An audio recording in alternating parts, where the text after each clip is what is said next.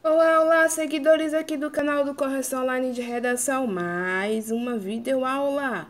Aula 4, módulo 1, curso Redação para Leigos. Vamos que vamos. Vertentes principais do texto: pragmática, cognitivista. Aspectos da percepção pragmática: intencionalidade, aceitabilidade, situacionabilidade. Todo texto aciona processos cognitivos no receptor, aquele que recebe a mensagem. Induz a acessar conhecimentos prévios, percepção cognitivista. Principais tipos de conhecimentos acionados pelos textos: linguístico, gramática, léxico, vocabulário, enciclopédico, relacionado com o conhecimento de mundo e bagagem cultural, interacional, situações que necessitamos para agir, exemplário geral, relacionados com gêneros textuais. 7 fatores para que a textualidade estabeleça uma comunicação: coesão, coerência, informatividade, institucionalidade, intertextualidade, intencionalidade e aceitabilidade.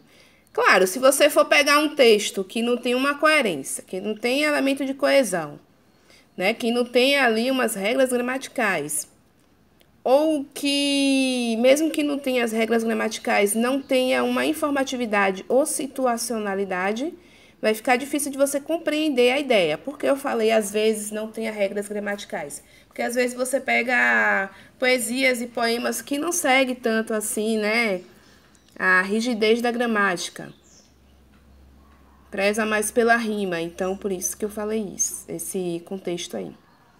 Base conceitual da interpretação de texto: compreensão, estudo da fala e da escrita, leitura, entender, perceber, alcançar com a inteligência, o leitor e suas circunstâncias, o texto e suas circunstâncias, camadas de significação que viabilizam a compreensão.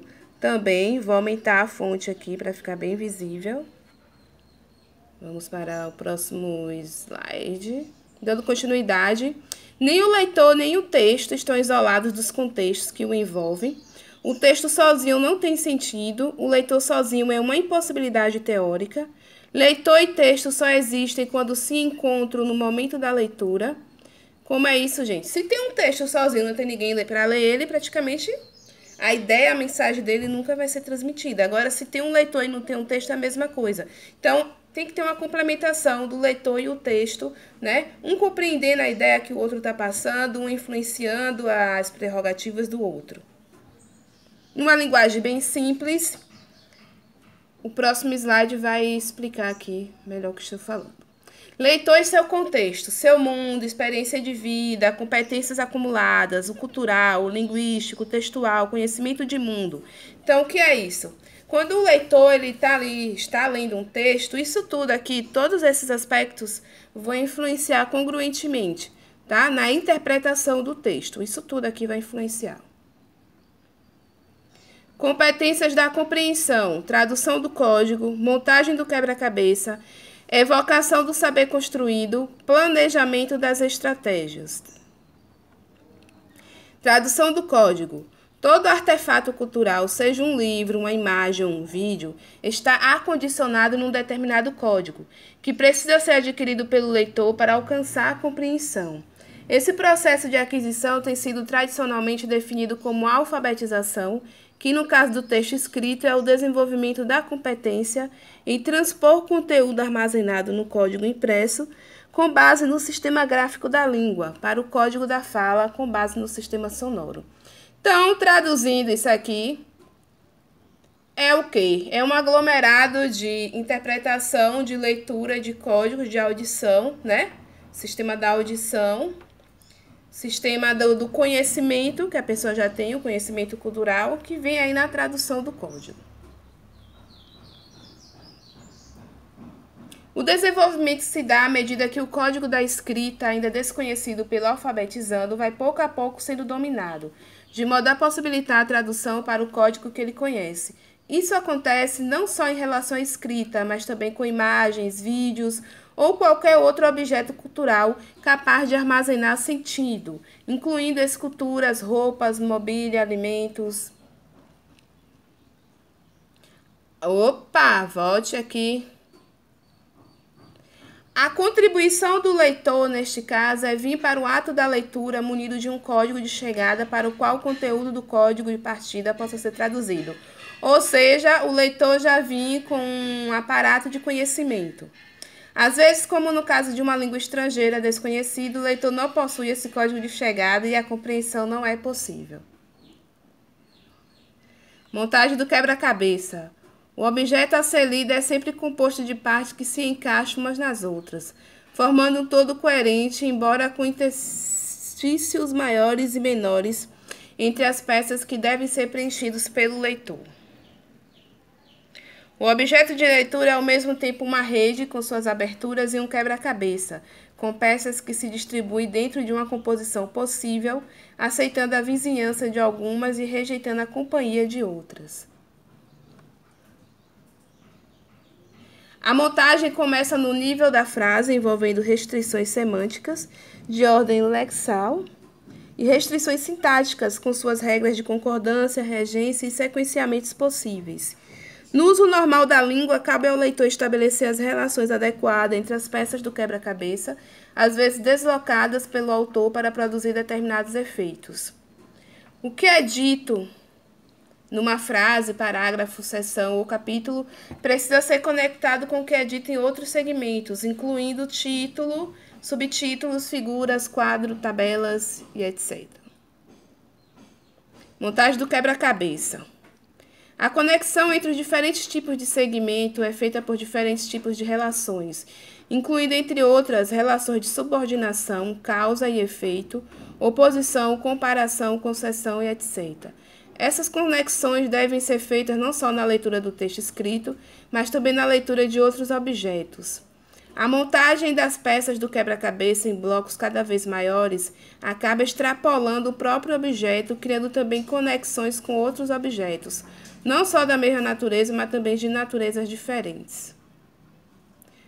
Montagem do quebra-cabeça, vem aqui. A intertextualidade não se restringe apenas ao texto impresso. Existe também entre literatura e cinema, poesia e escultura, música e pintura e todas as combinações que se possam imaginar. Interessante, né, gente? Evocação do saber construído. Olha que legal isso. O leitor não é uma entidade vazia. Claro, o leitor ele tem conhecimento, ele tem um conjunto, um aparato, né, cultural. O leitor ele tem uma experiência de vida preservada em sua memória que precisa ser acionada quando inicia a leitura. Isso daqui é verídico. Compreender, portanto, é mais do que conectar segmentos dentro do objeto de leitura.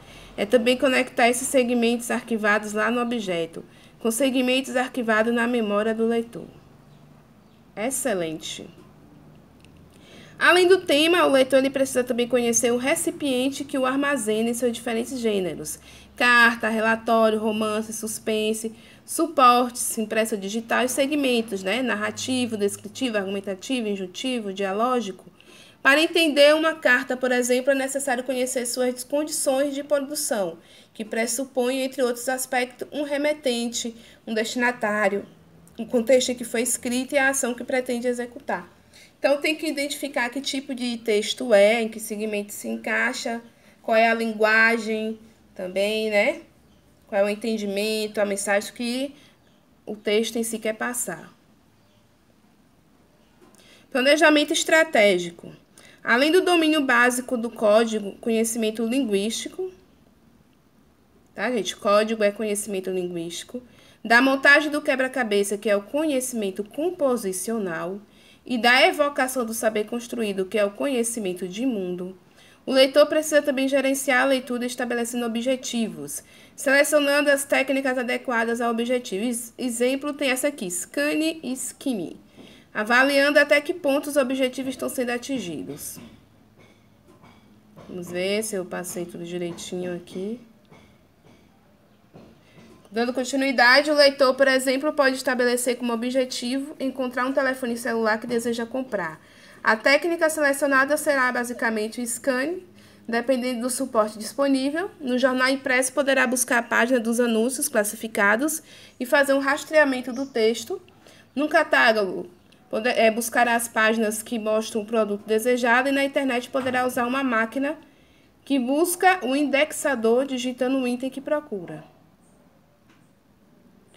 Embora o scanning seja uma estratégia que envolve um tipo de leitura extremamente simples, de fácil compreensão, já que o leitor sabe o que procura, mesmo assim ainda pode apresentar problemas inesperados de compreensão, talvez algum termo desconhecido que o leitor avalia como importante e que tenta resolver acionando mais uma busca, atingindo o objetivo no momento em que está satisfeito com o que buscou. A leitura se encerra. Planejamento estratégico. Um aspecto importante do planejamento estratégico é o monitoramento feito pelo leitor do que está sendo lido e as medidas que são tomadas para corrigir as falhas de compreensão quando elas ocorrem. Então, voltando aqui, meu povo, um aspecto importante do planejamento estratégico é o monitoramento feito pelo leitor do que está sendo lido e as medidas que são tomadas para corrigir as falhas de compreensão quando elas ocorrem. Bem interessante isso, viu? Algumas das medidas que podem ser tomadas pelo leitor incluem, por exemplo, ignorar momentaneamente a falha de ir adiante, né? A falha e ir adiante, esperando que o problema acabe se resolvendo. Reler o segmento com mais atenção, buscando algum elemento novo que tenha escapado na primeira leitura. Tentar fazer com suas próprias palavras uma paráfrase do que leu, um resumo. Buscar informações complementares em outras fontes, como dicionários, enciclopédias, resenhas de filmes, vídeos explicativos de como fazer, livros didáticos, etc. Essa aula vai ser bem extensa, viu? O leitor sente que precisa criar em sua mente um conhecimento novo, uma espécie de âncora que possibilite fazer a conexão com o que está sendo lido. A compreensão não só se desdobra em vários níveis do processamento do código ao conhecimento de mundo, mas precisa também processar todos esses níveis de modo instantâneo. A consciência humana, dentro dos limites impostos pela atenção, não tem condições de apreender todos esses elementos no momento em que eles acontecem. Daí a natureza necessariamente inconsciente da compreensão. Interpretação. Etimologicamente, a palavra interpretar vem do latim interpes, que se referia à pessoa que examinava as estranhas de um animal para prever o futuro. Do ponto de vista da leitura, há um pressuposto interessante aqui. O significado daquilo que é lido não está na cabeça dos intérpretes, do adivinho, mas contido no objeto. O intérprete, ele não pode atribuir um significado, não pode tirar algo de dentro de si para depositar no objeto, pode apenas extrair o significado que já está dentro do animal. Uma atribuição de sentido seria não só uma impostura, mas seria também negar ao intérprete a capacidade de leitura. Ele não inventa e nem cria, ele apenas reproduz o que supostamente preexiste na sua frente. Em suma, para o intérprete, o significado emerge do próprio objeto em direção ao leitor. Bem complexo isso, viu? Caramba! Interpretação, continuando aqui. Quem interpreta normalmente atua como se estivesse a desvendar os sentidos contidos no texto. A crença de que o sentido é imanente ao objeto faz parte do exercício de quase toda atividade de interpretação. Tem aqui uma referência. Quem interpreta faz uma leitura de mão única, recebendo passivamente as informações, sem voz para interagir ou dialogar com o texto. É alimentado diretamente pelo que lê, à semelhança de um paciente entubado no hospital que se sustenta pela sonda sem oportunidade de apreciar ou mesmo deglutir o alimento. Conforme Orlandi, enquanto intérprete, o leitor apenas reproduz o que já está lá produzido. De certa forma, podemos dizer que ele não lê, é lido, uma vez que apenas reflete sua posição de leitor na leitura que produz. A interpretação de texto como atividade pedagógica parte do pressuposto de que o objeto de leitura, texto, imagem, filme, etc., está além da competência leitura do aluno e, por isso, precisa ser desvelado a ele pelo professor, um colega, uma apostila ou mesmo algum algoritmo computacional. Há várias maneiras de se produzir esse desvelamento, dentre os quais selecionamos 3. A interpretação como paráfrase, como réplica e como procedimento dialético.